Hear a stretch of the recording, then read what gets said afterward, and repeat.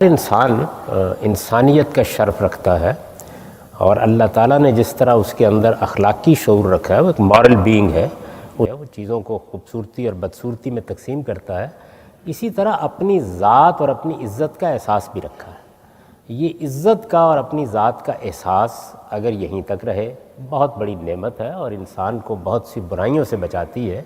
بلکہ انسان کو اس کا اصلی شرف عطا کرتی ہے۔ لیکن یہ چیز تکبر میں بدل جائے، اپنی بڑائی کے احساس میں بدل جائے، تو پھر اس کو آپ ایگو کہہ لیں، آپ اس کو تکبر کہہ لیں، آپ اس کو استکبار کہہ لیں، جو جی چاہے کہہ لیں، پھر یہ بڑا جرم بن جاتی ہے۔ رسول اللہ صلی اللہ علیہ وسلم سے ایک شخص نے یہ پوچھا کہ میرا دل چاہتا ہے کہ میں بہت اچھے جوتے پہنوں،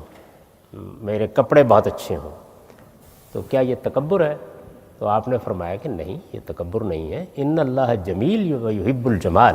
اللہ خود بہت خوبصورت ہے اور وہ خوبصورتی کو پسند کرتے ہیں۔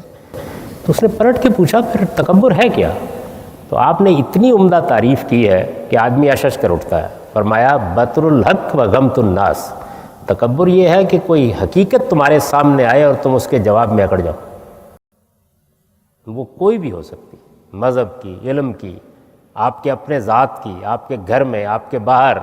کسی موقع پر کوئی مقدمہ آپ کے خلاف ہے، حقیقت سامنے آ گئی، آپ جان گئے ہیں کہ یہ حقیقت ہے، آپ نے اس کو ماننے سے انکار کر دیا، اس کے مقابلے میں اکڑ گئے،